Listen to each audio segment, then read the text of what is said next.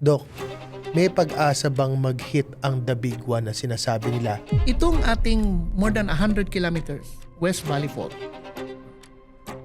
pwede yang mag-explode anytime. So hindi po siya alarm. Yan po yung normal process ng mundo. Geophysical feature niya. Magkakaroon ng lindol ang Pilipinas kasi nasa ring of fire tayo. Active ang volcano sa Kalindol. Maghanda lang tayo. Huwag natin siyang katakutan talaga kasi kahit anong gawin, mangyayari talaga yan. So ang big one mangyayari. Tsaka di ba usually kapag yung Big One, Bri, I don't know kung nakikita ko lang to sa social media, I don't know if it's true, pero yung mga animals, may mga certain movements sila na ginagawa. Okay. Those are signs, right? Yeah. If the animals can really detect it, we should have established lots of Manila Zoo all over na para to use animals. Hindi po siya definite. No? And number two, there are two waves ng earthquake. The P wave na hindi natin alam and the S wave. Ang S wave, gulantangin na lang tayo lahat. Nung high school ko, pag binubuli ako, nagtataka ako doon sa isang sakong bigas. Ikaw, isang sakong bigas ka lang. Parang isang bala ka lang, Dok. Hindi ba yun? Alam mo, Gerald, you know what? Hindi ko naintinan until itong Baredo family who is close to the Esguerra family. They contacted me nung nalaman nila kasi, during our climb sa Everest, sabi nila, ako yung unang mami mo, si Mami Baredo. At kinuwento nila sa akin, sabi niya, nung maliit ka, pinanganak ka, yung nanay mo namatay. Binigay ka sa amin. Pinalitan namin ng isang sakong bigas. Kaya pala, ang kantsaw sa akin, Bryce, ikaw isang sakong bigas. Ako naman, hindi ko alam. Until that came out, no? I train you how to save lives. I give my all. Doon ang difference ko. Kasi yung iba, alam mo direct, yung iba, hindi nila ibibigay lahat. Para ako pa rin nagsiga. Para sa'yo pa rin. I'm still, ako hindi. I give you everything. You know why? Because if me or any member of my family na mamasyal dyan sa mall at something happens, nanong ka, buhay sila. Because I gave my all. That's number one. Number two, I don't have much into I'm not the religious guy. I believe in God. And tomorrows are not promised to me. So I will do my best today. Because if I die today, I want God to sit down with me and I'll tell Him stories. When I was in the rugged roads in life, I gave my all, sir, because I want to give you a wonderful story.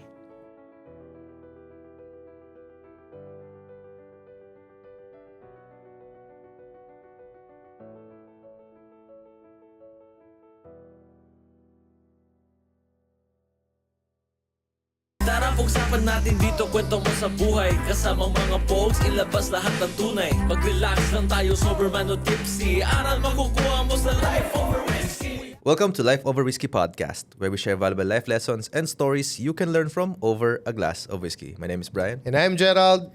Direk Che, magandang gabi sa'yo. Magandang gabi sa'yo, Bri. We are still here at the very beautiful studio ng Q Studios. But for now, Direk, hindi mo tayo mag-whiskey. Magkakape muna tayo. Ayun na nga sabi ko ba, may iba ata ngayon ng ating episode, nakakape tayo. Kasi may early engagement pa tayo tomorrow. Oo nga Pero Direk, itong guest natin for tonight, I'm surprised that he's very much open to share a lot of his knowledge and expertise. If I may introduce, our guest lives in a world most people only think about when it's already too late. Crisis, disaster, and survival. He's an emergency physician, a responder, and someone who has seen firsthand what happens when preparation meets reality. From high-risk expeditions in Mount Everest to responding to real-life disasters here in the Philippines, he's built his life around one mission: helping people stay alive when everything else falls apart. Pero ang pinaka-interesting sa kanya, Direk, he's not here to scare people. He's here to teach us that preparedness is not about fear, it's about responsibility. In a country that faces typhoons, earthquakes, and a lot of uncertainties, his message is simple. Hindi mo kailangang matakot, pero kailangan mong maging handa. Mga ka-whiskey, mga kalobarkada, let us all welcome Ted Everest Doc Esguerra. Magandang hapon, magandang gabi sa inyo. Magandang gabi, Doc. Bri and Gerald, well, it's good evening, still good. And I hope it will be good and we will have peaceful evening. The days to come. with all these things happening right now. Gusto ko lang i-mention yung sinabi mo, Bri. Dito sa Pilipinas, all hazards, lahat ng panganib ay nandito na sa Pilipinas. Lahat ng maisip niyong panganib sa buong mundo. Whether it's anthropogenic, yung may kinalaman sa gawain at ginagawa ng tao, or, Gerald, patungkol sa mga wala tayong control, yung mga natural hazards, lindol, baha, bagyo, mga ganun. No? Except one, anything about snow and ice. At tama yung sinabi. Sa lahat ng aspekto ng buhay, lalo na sa mga Pilipino, kailangan po ang paghahanda should be a way of life of our countrymen. Grabe, Doc. Ano na pala to? Kumbaga, I think, tamang-tama to kasi ngayon, di ba, merong na mga war, di ba? Yan ang nangyayari ngayon. Tamang-tama to, Bri. Happening globally. Yeah. Ano ba ang It's topic really natin, a Bri? concern. And connected yan because our topic is disaster and war. Are we really prepared? Oo nga, no? Ang galing, no? Prepared nga ba tayo? Handa ba nga tayo? Kasi parang ako- feeling ko hindi eh. Ako to, seriously Hindi lang. ba natin no? nakakausap si Doc? Oo. Pero feeling ko hindi. Ako, Bri, technically, meron lang ako sa bahay, fire extinguisher. I mean, a personal na, for protection na, na baril. But, Tsaka ang common, di ba? Usually, lalo na sa mga recent months na lumilindol. So parang syempre, broadcast na naman na kailangan meron kayong go bag. Ayun Mga naman, ganun, go di ba? bag, eh. Mga go bag. yeah, Oh. like, yan, katulad yan, meron kami sa bahay siguro I think enough food, no? Pero ang tanong dun, until when yan eh? Ikaw ba prepared ka muna? Tanong bago natin tanongin si Doc. I have to admit, I'm not.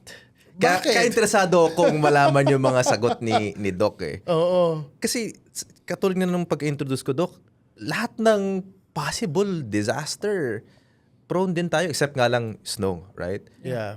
And ice. Pero that alarms me to an extent na parang kailangan po bang antayin na may mangyaring Agree malala ako dyan. Oo. bago tayo talaga maging aware what we need to prepare for. Pero siguro, Doc, no, bago mo sabihin yung mga dapat nating ihanda, medyo konting background about you. What do you really do? I mean, baka pwede mong sabihin sa ating mga ka-low barkada and ating mga ka-whiskey, di ba? Paano ka ba napunta dyan? Oo. Sa ginagawa mo ngayon? Ganito yan, Bri and Gerald, no? Hindi po ako yung typical na doctor that you can see in the hospital. So yung specialty ko is field medicine. Nasa abroad ako noon and nagka-interest ako on firefighting, mga tipong medyo muscular. Mahilig na ako sa outdoors simula elementary. I was active in the Red Cross during my high school years. Tapos sa college ko, I'm not really the academic guy. I read a lot. I'm a voracious. Kaya nga nung I'm a fan of lots of Persian scholars. No? So I read a lot, And the field is my home court. Una, masyak siguro kayo. Ang original ko na magulang ay katutubo sa Mindanao. Hindi po talaga ako yung Isgera. At nung elementary ako, nabubuli ako. Di ko naintindihan yung, alam mo when you are small or you're in your elementary years and someone bullies you like, adapted.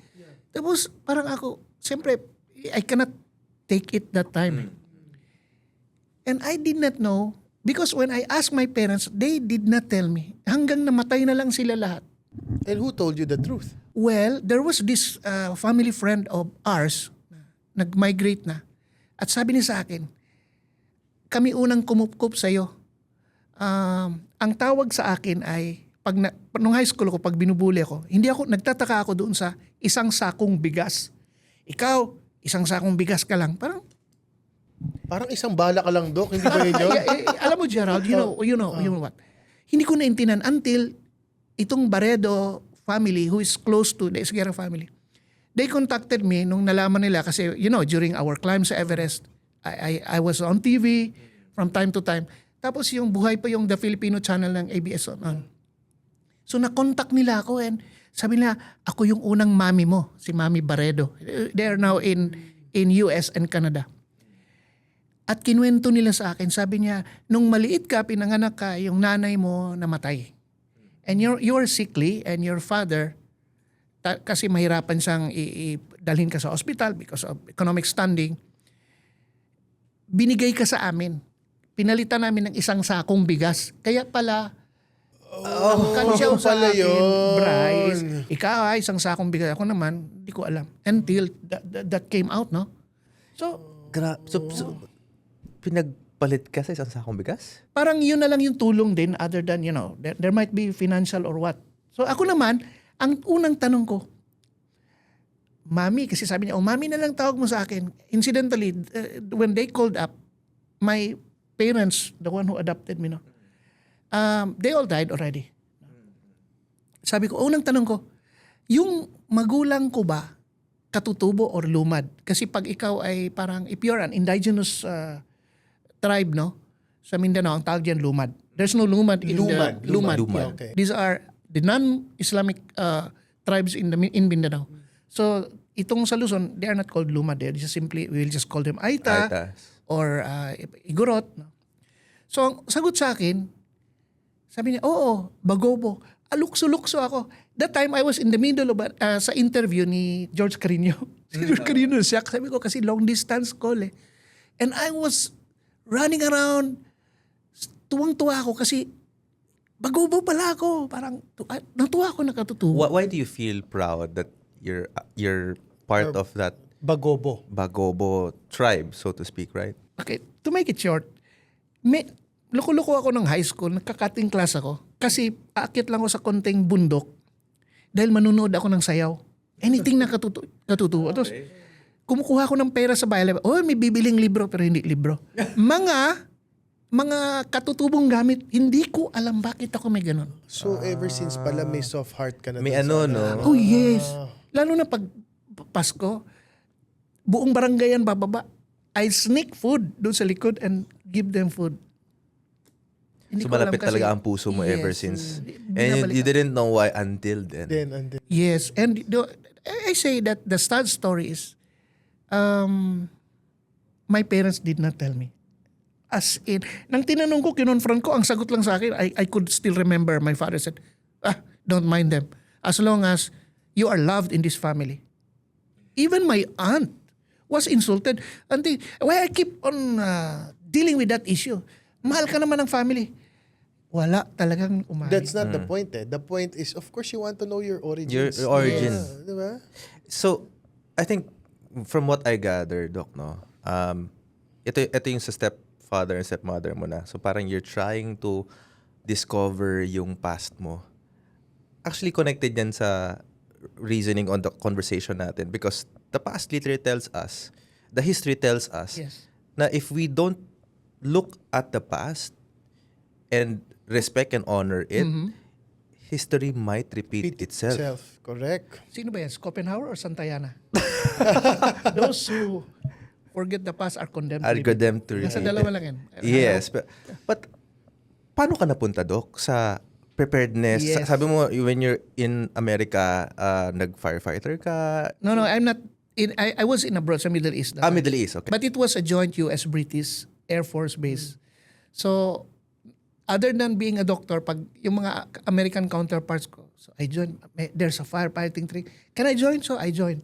So more on, Was there any connection dun sa parang past history mo why you're Yes. attracted to... Yes. Oh, yeah. two things. Number one, when I go to the outdoors, I was oriented on mga survival maneuvers na making traps for animals. Homesteading, how to survive, mga ganito, ganyan. Gumagamot using honey. Ako, nanonood ako.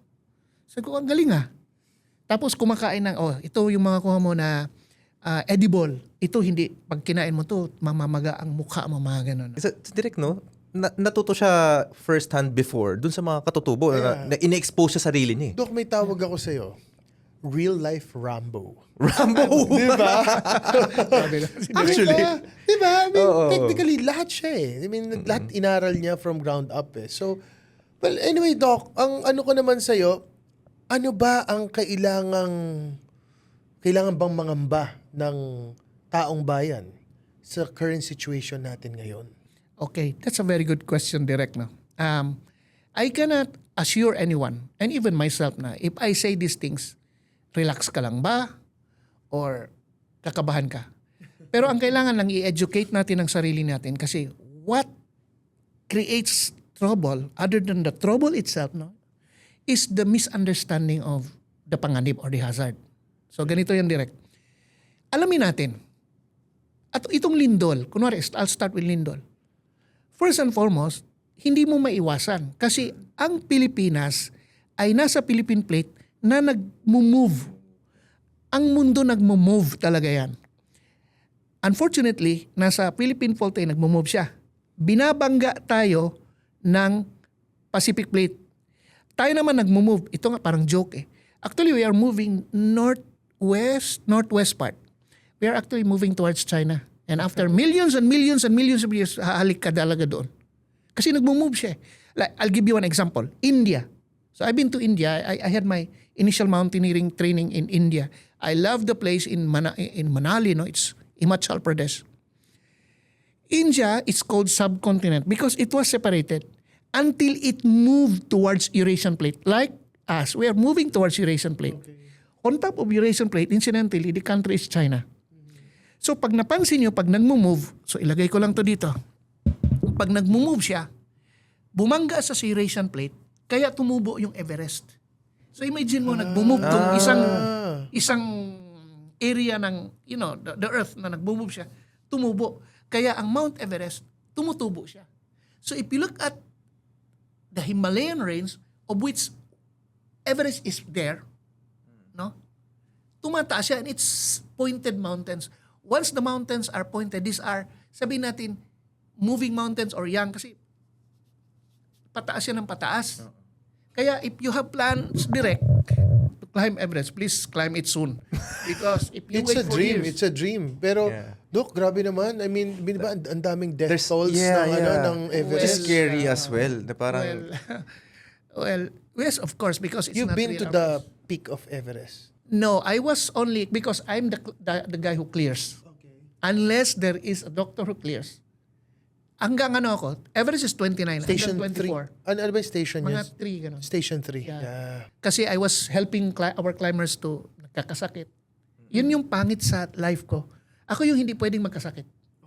Ako yung unang gigising to check on them.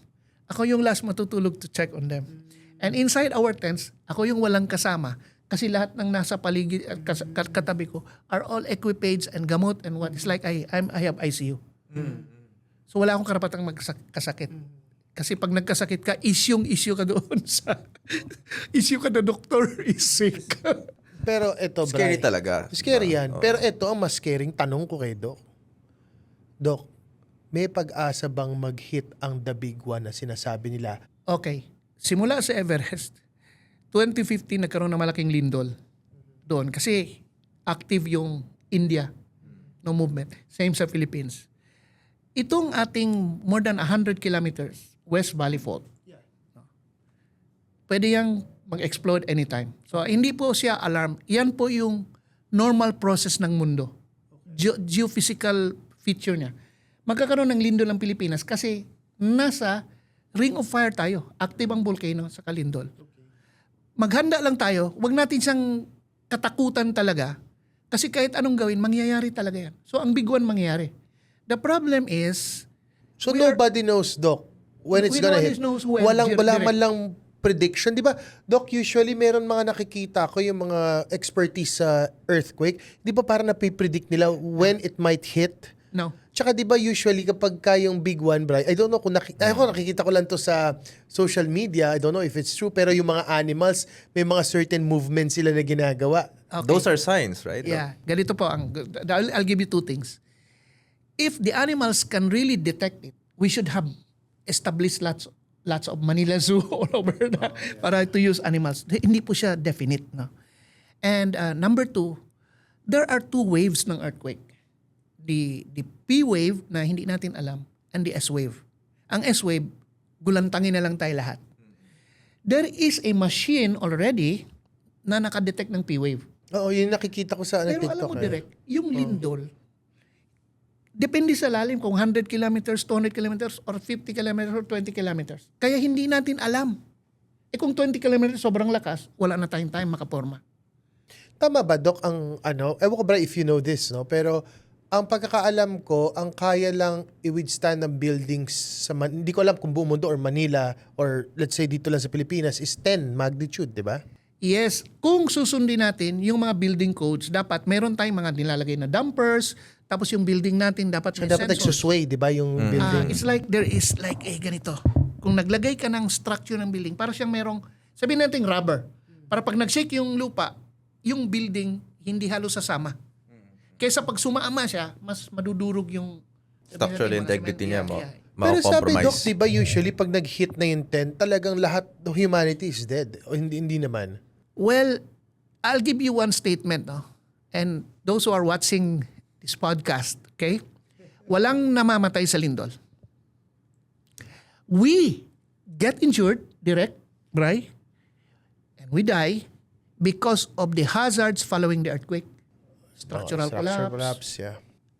tsunami kung sa dagat, fire following, magkasunog, landslide kung nasa slope, ground descents. These are the hazards. And you don't like earthquake because barangay ang kanyang kasama. You don't know if this building will go on fire. Kaya nga, ang sabi ko sa inyo, we are in this floor, we have to move down, we have to evacuate, we are not allowed to use the elevator, and we have to evacuate intelligently. May mga mali tayong ginagawa eh. I'll give you one. Pag naglindol, drop, cover, and hold. Okay? Yung ginagawa ng iba, pag walang mesa, sinusubsub yung muka sa semento. How do you know if that thing up there is gonna fall onto you? Oh, that's wrong. Okay.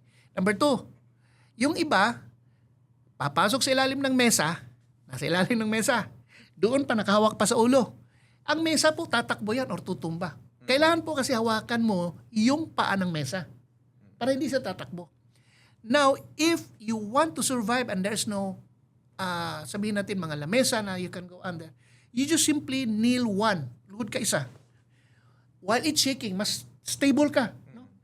Look up, left, right, likod. Pag may mahulog, you can spring up and kneel again. One.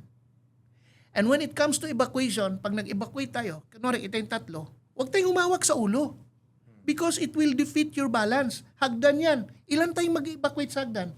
Kung ano direct, matulak kita. Nakahawak ka sa Lahat ulo, where's kayo, your balance? domino effect na. Lahat Ayan kayo ang magkalaglagan. So, survival is looking in all hazards. Like even sa giyera, bariling ka, tumingin ka para alam mo saan galing. Pero Doc, ang gera at saka earthquake at some point may similarity. Yes. Kasi, di ba, let's say sa mga Middle East, nakikita mo usually iba pupunta sa shelter, di ba? Yung Yeah. mga So pag binomba ka, ang mangyayari, parang ganun earthquake effect, babagsak yung ceiling mo. Yes. So, like us, dito sa Pilipinas, ano ba mga dapat natin gawin, Doc? Bukod dyan sa mga tinuturo Yeah, mo how na, would you know? Alam mo, Bri, ano ba yung dapat kit na nasa bahay natin, Doc? okay. I'll just give 5 muna. I'll start with 5. Number 1, you have to know the configuration, ilan kayo sa bahay. Para alam mo, ilan yung i-evacuate. Dalawa lang naman nangyayari. Either you stay in your house or you get out of your house. Now, for that matter, kung we talk about gera, assuming there's direct effects, no? Katulad ng like what happened in missiles and what, no? Then you have to stay supposedly in a bomb shelter. Katulad sa Singapore, they have under their tenements. Taiwan has 118,000 shelters. It can house all Taiwanese, including the 120,000 Filipinos. How about the Philippines? No, we don't have those shelters. So what's gonna happen to us? Well, we're on our own. Yo-yo, you are on your own. You are on your own. Oh my Patay gosh. tayo dyan. That's the problem because ang ating way of preparing is not really for all. We have no definite, yung sturdy war doctrine, mga Filipinos what to do. Kami sa bahay, meron. Ang aming fuel, top up. We know where to evacuate, where to Okay. So, Doc, how to fuel is always full tank. Fuel May is always meron ka full ring tank. reserve. Yes. Number 2, ang mga food nyo, paano? Anong pagkain Yung nyo? food, okay, kasama po dun sa 5, no? So, shortcutting ko, yung food and water, meron kaming supply. Ang tawag po dun, stockpiling. Now, if in case we need to get out of Manila, 7.2 man yan, o gera, kasi ang Manila, there will be no food and water. So, mag-starve kami and this is where trouble will come in. So we have to get out. So meron kaming bit-bit na meron ding food and water na mga ready to eat. Pambata hanggang pang elderly. Balikan ko yung ano. I'll show you something na ginagamit doon sa Ukraine. I'll not mention names na baka lang kasi umabot doon. But they're using it. Yung sinabi mo, parang earthquake, pag gumuho, then they are looking at it. How to look for casualties underneath. Paano ba? Paano? Okay. Paabot nga nung ano. Please. Ayun, Ayan, tayo meron palang dalang ano sample dito, kasi. mga Oo. equipments. Yeah. High-tech na high-tech ito, ha? So ito, ginagamit siya to detect. Detect. No, ito na. Sige. Ito siya. Hawakan ko lang and I'll give one sensor. This sensor will be positioned in a triangle. I have to do like Sa white na lang, triangulate. sa white. And I will use this to listen. Okay? So mag-listen ako. Okay, ito naka-triangulate, maraming sensors. And I will position this sa area na kung sino yung mga namin witnesses na merong na-trap doon. So pag na-position, whether 30 meters down, when you move, na-trap ka sa gumuho na semento, lindol man yan or gera, pag nag-move ka, maririnig kita at magpiping ka. So you will have like some sort of how many meters. Once you are around 15, pati paghinga mo, makukuha na kita. Grabe naman yan. 15 meters? Yeah. That's how sensitive it is. And I can listen. Ano yung pinakamalalim niya ulit, Doc? 30. 30. So, yung mga areas na kung saan, maraming kasama to, meron pang fiber optics to look at you. No, actually, we used it in Myanmar, nung lindol. And we used this sa Turkey. When there was, we were there. So I used this one. So same ginamit nila sa Ukraine. Doc, I'm just curious, mahal ba ito? At ilan na This may is a ganito sa vibraphone. Pilipinas? I can hear. Masakit nga. I can hear. And we have even a probe that I can talk to the victim. And if the victim talks back, it's amplified and I can hear it. So Ito it's, pang contact points to, Doc. Yes, So, we- sa surface. we- Marami siyang pwedeng... Yes. So you we- can place multiple contact points. yes. So there are lots of sensors. Merong radar, this one, vibraphone, we have fiber optics. It can, it's like a snake. We call it the snake eye. It's like a snake under the rubbles. So this is big help. And if, like in Donbas, in Mariupol, Kharkiv, what else? Kherson in Ukraine. The firefighters with their bulletproof, may dala nga akong bulletproof eh. So, habang nanganito, ito. Masyak ka dito, bright, and direct. So the same thing na ginamit nila is meron ako. And the good thing is, Set aside muna natin to, Doc. sige. Set aside muna natin. So ito po yung, This is bulletproof vest? level 3. Actually, ginawa na to dito sa Pilipinas ng Black Octopus. Pero bag siya eh. It's a bag. And then I'll deploy it. It's like this. Oh my gosh. So these are first aid kit. Ilak ko lang, first aid kit. And light. Something that I can. Assuming, during a missile attack, I was hit, I was bleeding. So I can remove this. Plastic pa. So kunwari, this is already immobile. No? Mobile na yan. I'll just remove the plastic for a while. So I remove it, no? And I'm hit already. So I will. Yeah. I can do it on myself. I'm hit, no? So I can do it to myself. Strap it around. Ayun yung And this is pang-higpit very niya. painful. I will not tell you that this is nice. This is really nasty. It's painful. So the bleeding stops. I lock it like that.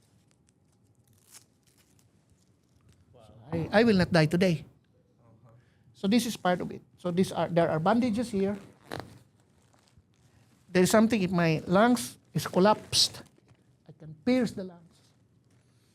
everything. Doc, alam mo, I just realized, no? Hindi lang ka palang pala war at earthquake or disaster ready.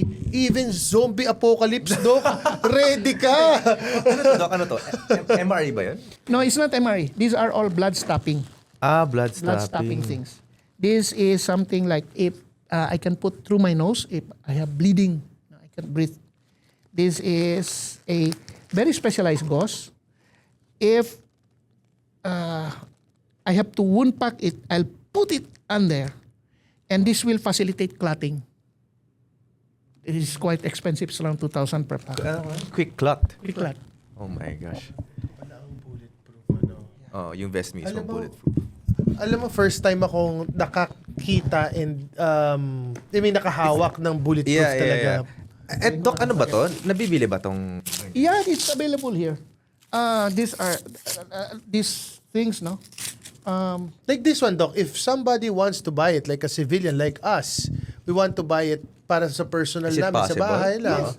How much do we need to spend for this? T3CK team sila. Actually, I encourage them to do it, no? Para, although they are the ones supporting me whenever I go out. Yeah.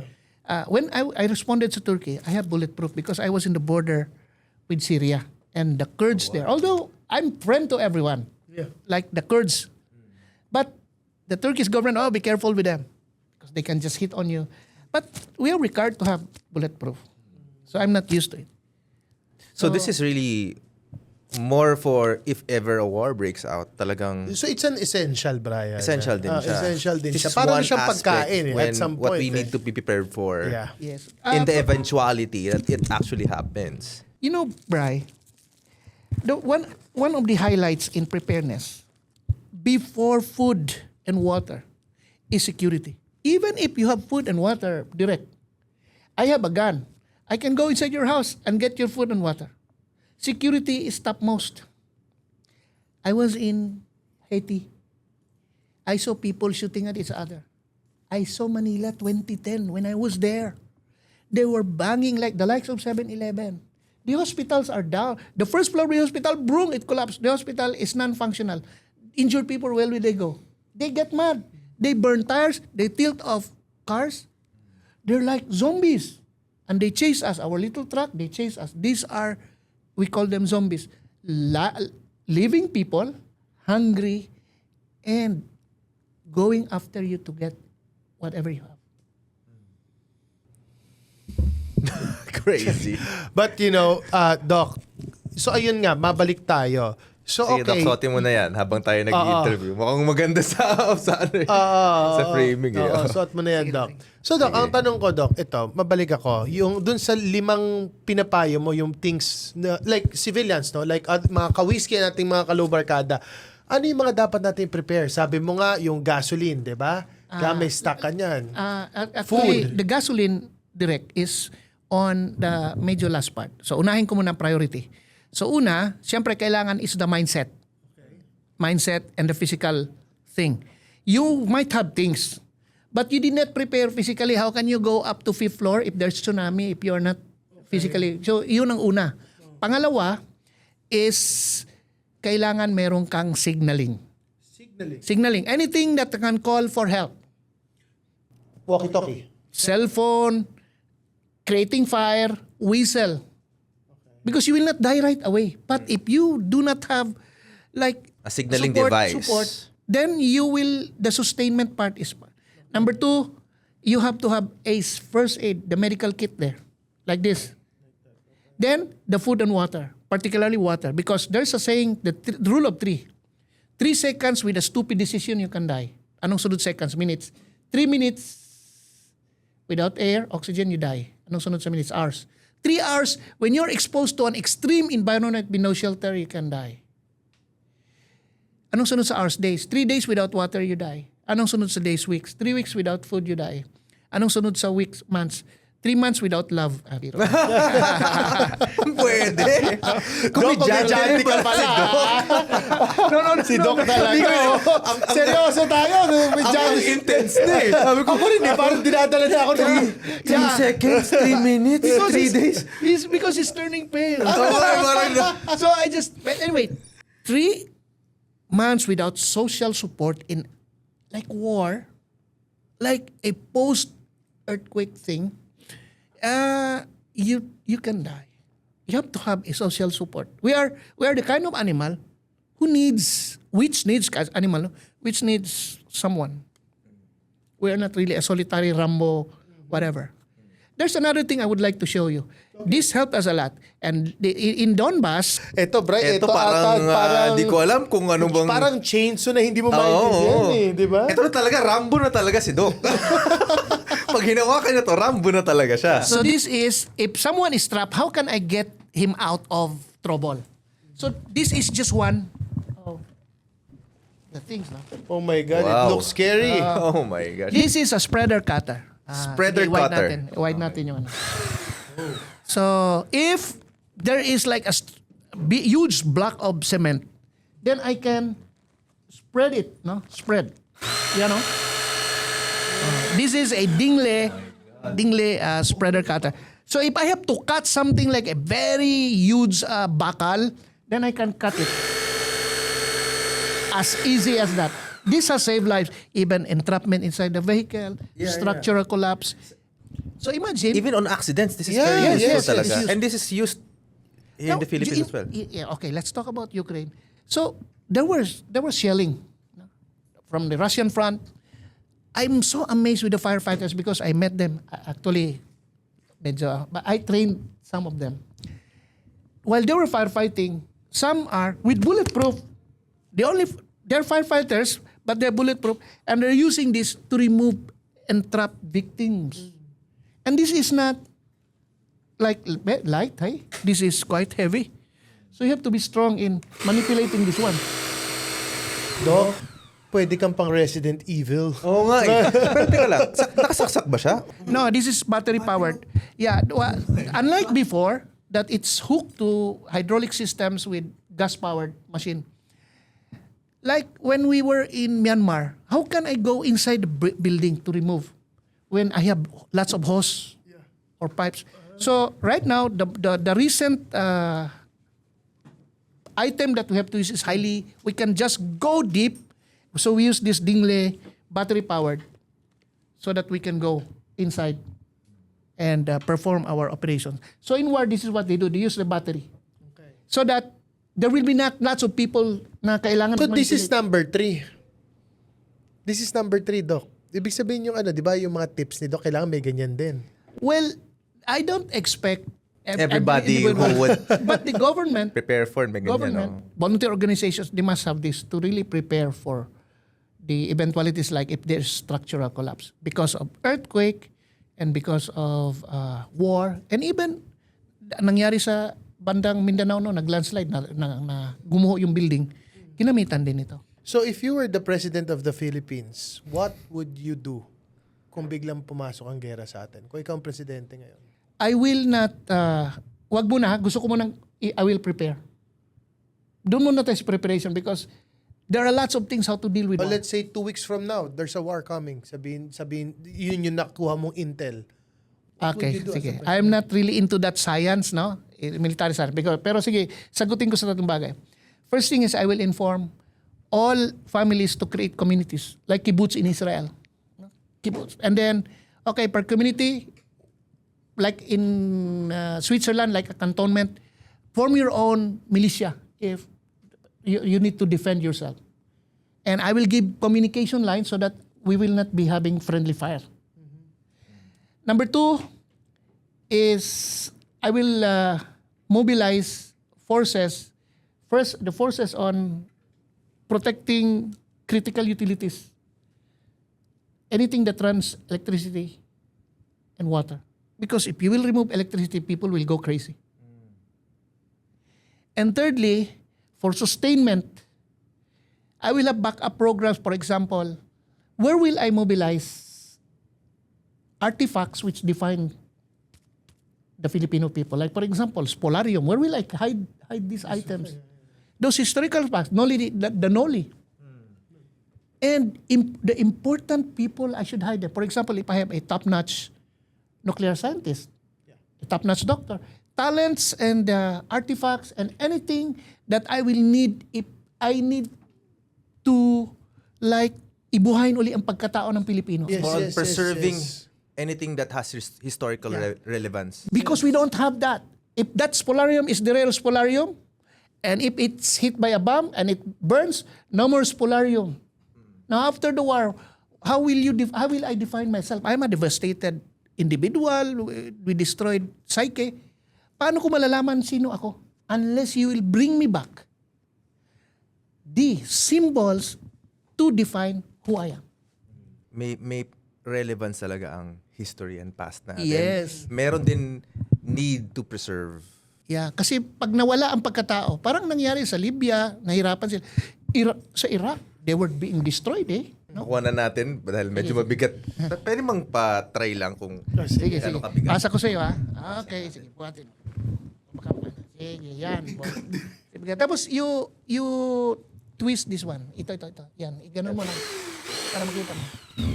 Hindi ko ilalagay daliri ko, ha? Sige. Sige, yan. Okay, it spreads, no? It spreads. Para mapahiwalay mo mapaangat mo kunwari, bloke.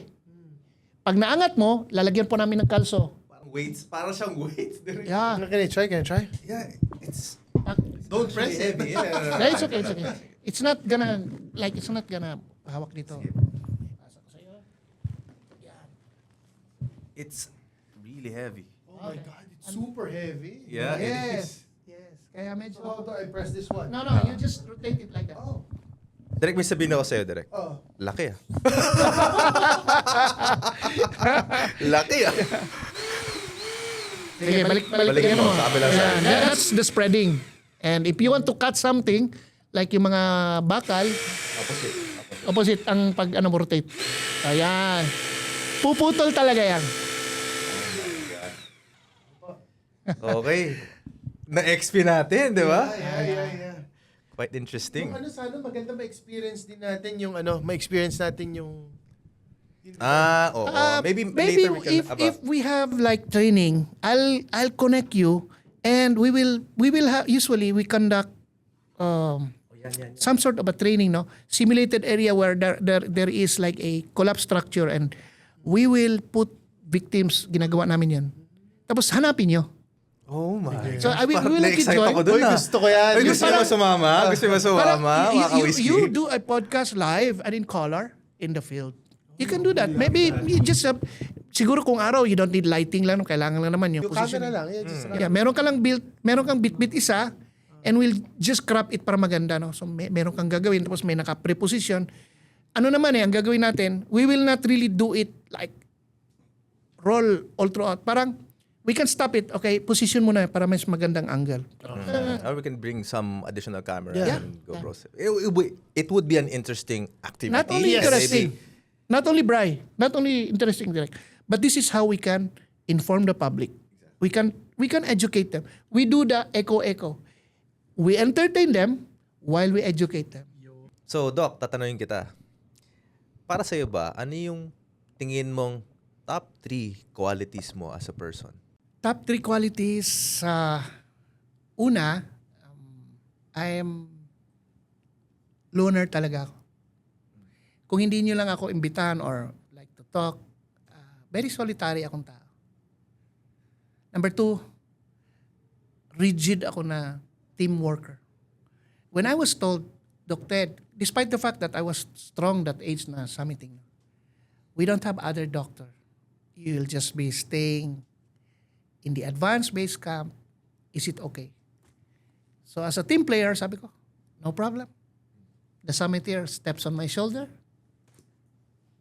Really, I sleep well at night, even if I'm not on the front stage. So reliable pala si Doc, no? Reliable. in a way. Reliable person. Kahit rigid na sinasabi niya na rigid. Rigid team worker ako. As in, gusto ko yung pag ang team may ma-achieve siya. Kahit hindi ako ma-recognize doon, I'm okay. I sleep well at night with that. What's the third, do you think, quality mo as a person?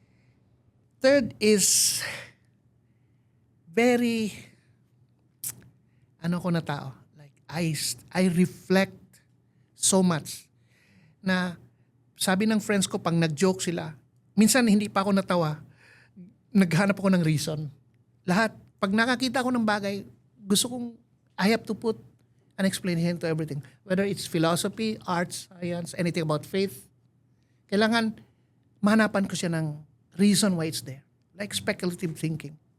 And I'm happy doing that kasi I think para hindi ako makadisgrasya na I'll just execute without the science and ethics. Yes, parang gusto ko ito muna. Minsan nagsusubok ako, minsan social media. May post ako, tinitingnan ko lang yung reaction. So there are people who are really doing deep dive. And I like it. Because isa sa sakit sa mga kababayan natin is we are swimming in the crazy pool of opinion. We are not really people of statistics and data. So kailangan medyo para makuha natin yung respeto ng ibang mundo, kailangan pag nagsalita ka molecular. Parang ako sa Lindol, bakit ako nagsasagip ng buhay? Kasi bilang isang doktor dito sa Pilipinas, mahaba ang transit time from accident time papunta sa ospital. Why don't we bring the doctor to the site? So that's where I play a role. And Japan did that. They have this novel presentation. The doctor goes to the site. They call it the novel rescue program. And they created hospitals, even small hospitals, na merong hybrid ER with CT scan and like a extracorporeal membrane oxygenation, something like that, artificial heart and lung. Sa maliit na hospital, buhay ka. Grabe. And the doctor is there. Sa US, Canada, Australia, Britain, it's the paramedic. Di ko naman minamalit, but siyempre ang doktor mas matagal nag-aral, mas invasive siya by law, di nala. And I want to be like that. So I want to be in the field because that's where the golden period. So for example, you're bleeding right now, direct. Matagal na ang 3 minutes. Ang ambulansya, papapunta? Ano pang meron? So doon sa site, I can already perform the procedure. If you visit my house, magugulat ka, I have a little ICU there. Believe me. Oh my God. I don't celebrate birthdays like bongacious na.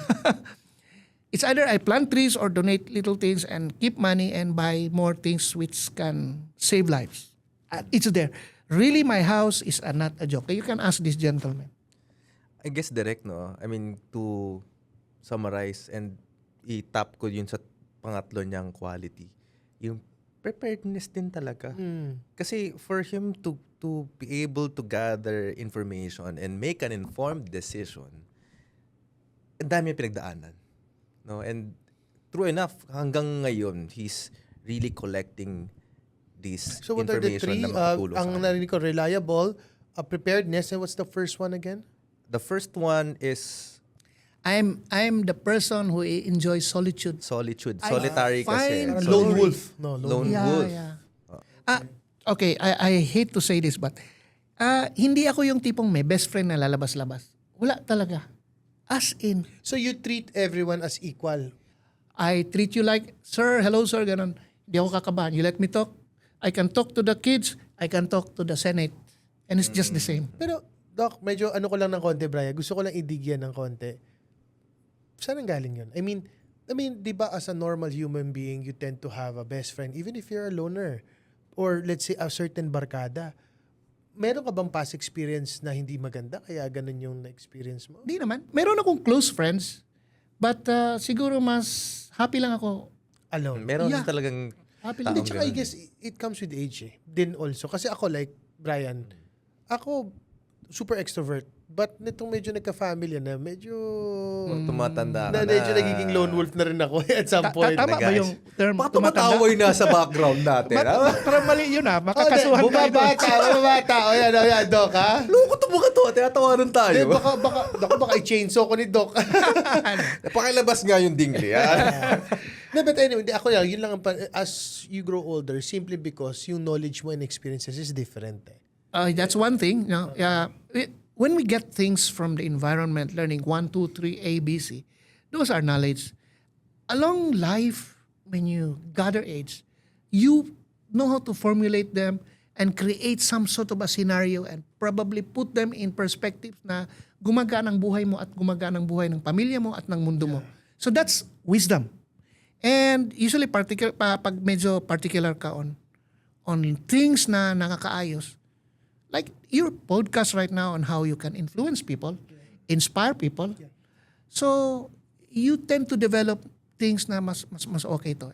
Mas namimili ka na, hindi katulad nung bata tayo na we are wild. Lahat wild and talaga. free. Lahat. Yeah. Oo, tama. Para to. kang sponge talaga, no? When Ah, you're yes. younger, kasi gusto mo ma-accumulate anything that would add to you. Mm-hmm. Pero as you grow older, you kind of realize that you'd rather choose kung alin lang doon. Yes. Actually, growth is not just adding, it's also being Removing. able to subtract or remove Yes. things na tingin mo hindi na align sa'yo.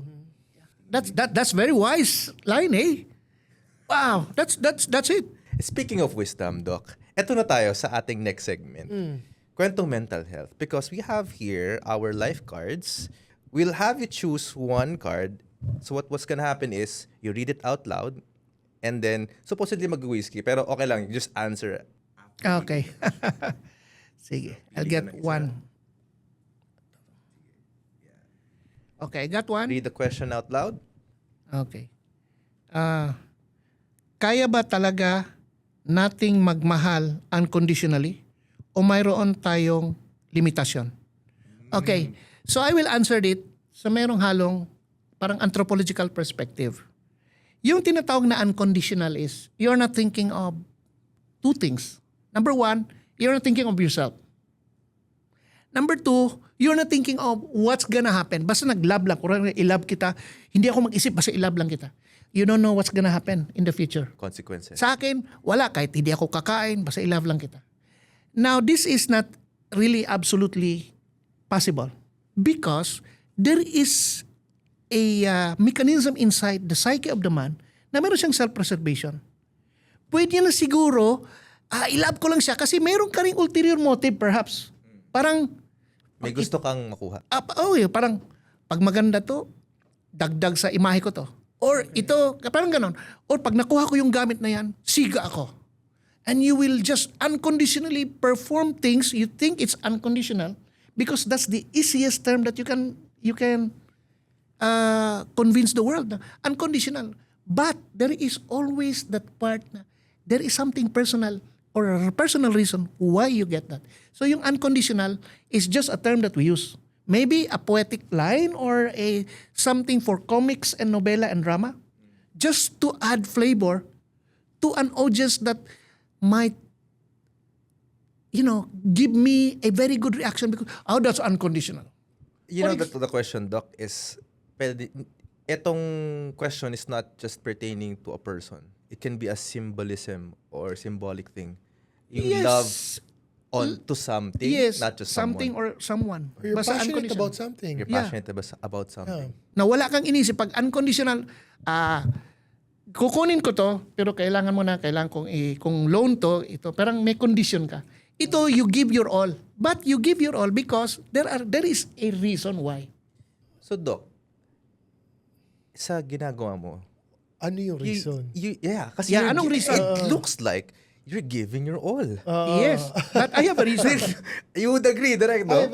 I have two reasons. And the first reason is parang meron akong expectation in return. For example, I train you how to save lives. I give my all. Doon ang difference ko. Kasi yung iba, alam mo direct, yung iba, hindi nila ibibigay lahat. Para ako pa rin ang siga. Para sa'yo pa rin. I'm still, ako hindi. I give you everything. You know why?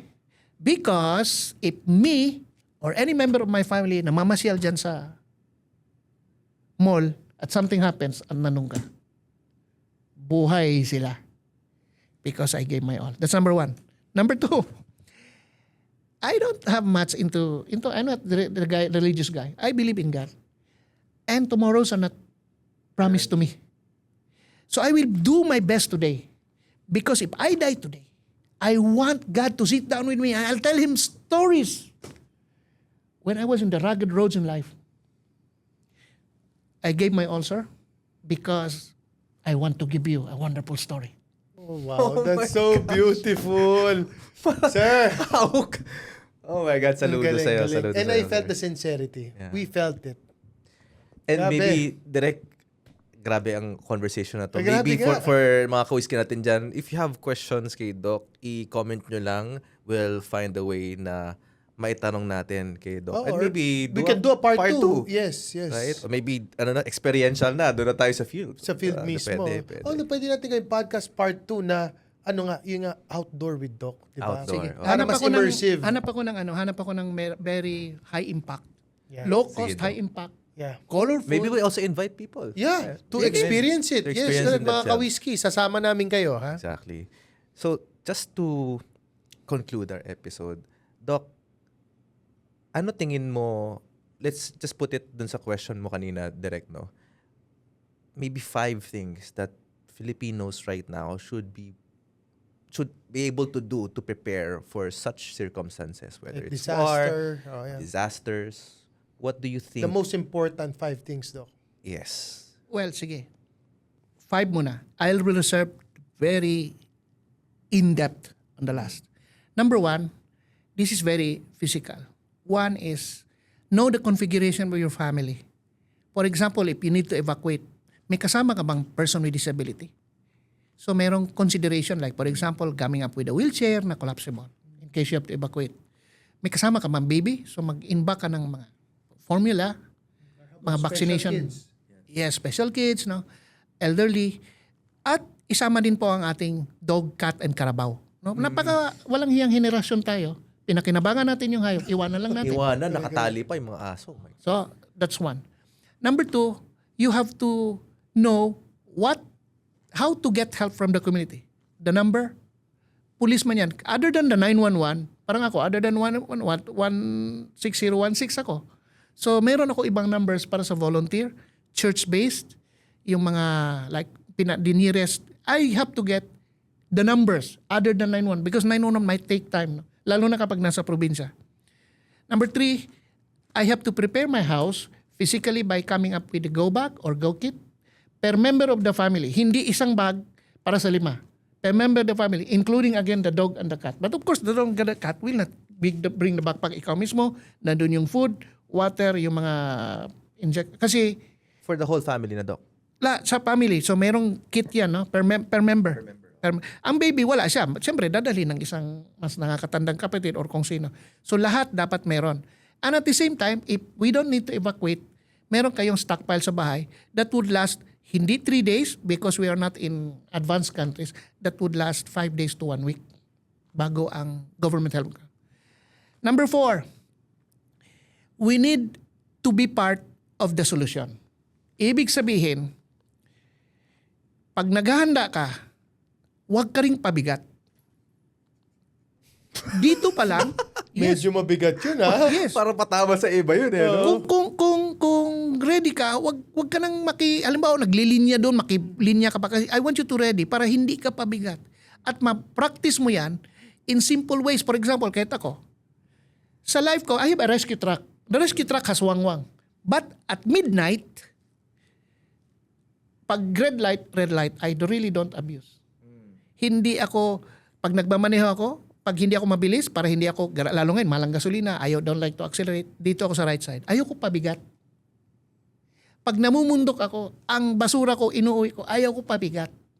Pag nasa disaster, mapapractice mo the same. I'll practice ang mga anak. Nasa evacuation tayo, hygiene na. Para hindi magkasakit, para hindi ako pabigat, doon sa field medical center, unit pala. Ganun ang ginagawa ko sa team.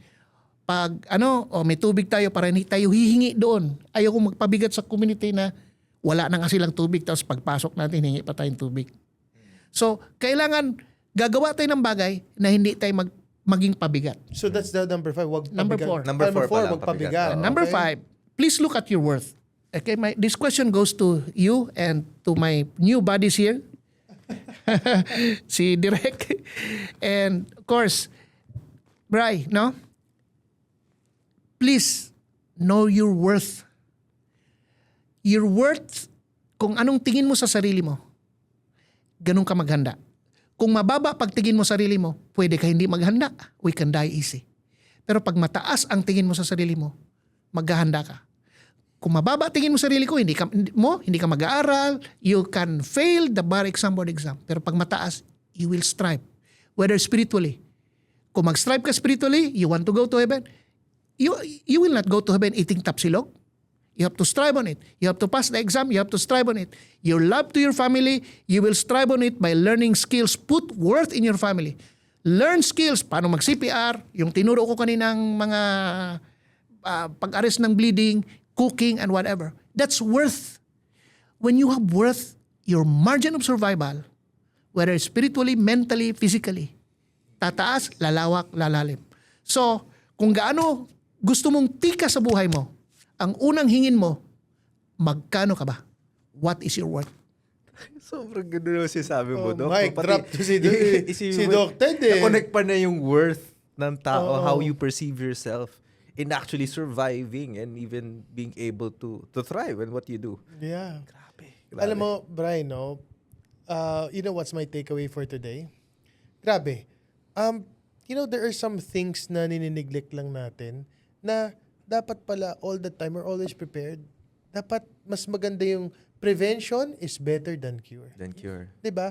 I mean, like ako, to be honest with you, wala naman akong mga extraordinary things at home that I'm really prepared for, let's say, national disaster or let's say war. Ganyan, hindi naman ako 100% prepared. So, parang one thing that I've learned from Doc is that always be prepared so that when you're prepared, safe yung family mo. And by being prepared only means mataas ang self-worth mo. Ang self-worth. Diba? How about you, bro? Doc, una-una, just wanna say, you're actually doing God's work. Yun ang unang gusto kong sabihin. Kasi being able to teach people as well how to survive disasters, calamities, supposedly wars. And kasi ako for me, like I am curious enough that I want to know these surviving techniques or tools, surviving such disasters. Kasi I also want to be able to support yung family ko. Doc, you're really God's work and we appreciate you. And hopefully, marami mga Pilipino who would maybe in their mind, kung curious ka na malaman yung mga gantong bagay, take that first step. Madalas hindi tayo nagte-take ng step kasi unknown eh. Tapos how do I inform myself? How do I learn? Halos wala kasi yung tuturo eh. We're Filipinos are accepting kung ano lang yung meron. Not realizing na ang daming pwedeng gawin at maraming tao katulad ni Doc na pwedeng tumulong. Preparedness is important. Para sa'yo, para sa pamilya mo. And that to me is my takeaway. Doc, you were a little bit emotional. Please tell us and maybe if you want to address our audience, what do you want to say? Kasi nag-good evening tayo kanina. Before you take your dinner, and that includes you direct, Bri, sit down with your family. Remove all the phone. Look into their eyes. Lagyan mo ng presyo. Masakit na statement. Lagyan mo ng presyo. And come back to me, are they worth saving? Come back to me. And you start there. I'm not asking you to be rich to prepare. I'm asking you just to prepare so that it's the way of life of every human being. It's preparedness. In Latin, it's called omnia paratus. In everything, prepare. In everything, prepare. Wow. Sabi, no? Look at your family in the eye and ask yourself, are they worth saving? Very deep. Very profound, Doc. Grabe. And with that, Direk, And with that, thank you so much. Doc, saan ka ba nila makikita? Please do let our audience, our viewers know where can they reach out to you. Well, I'm in social media like in Facebook. Makikita niyo ako. Yung profile picture ko yata, nakalawit yata ako sa helicopter. I'm hanging. Hindi ko maano no, but I answer questions there. People lobby questions to me. tungkol sa mga nagpapakonsulta kung may sakit. Katulad kanina when I was here, someone called up kasi ang pasyente niya, ang BP 200, I was giving her advice on what to do. And lots of things they asked me. So I'll try to answer them kasi I would like to help people, not only putting my hands on a victim that needs to be saved, but I would like also to help out through education. Isa sa pinakamataas na antas po magagawa ng isang tao is to educate everyone in how to save lives and ease the pain of humanity. Grabe. Parang ayoko pa matapos yung Kaya podcast, nga, Bri. Pero mukhang ka lang natin i-cut i-cut. for part 2. Abangan niyo po yung part 2 with Doc Ted. Yeah. And We appreciate you, we Doc. appreciate it, Doc. salamat Maraming salamat. Likewise, for sirs. sending good energy to us. Mga ka-whiskey, mga ka-low-barkada, maraming salamat for listening and watching. We hope to see you on the next episode. Stay pogs. Stay pogs, guys. Podcast na naman with Gerald at Brian. Aral lang pulutan sa inuman at kwentuhan. Pinagsamang veterano, parehong talentado. Ihanda ang may katbaso sa lames at intablado.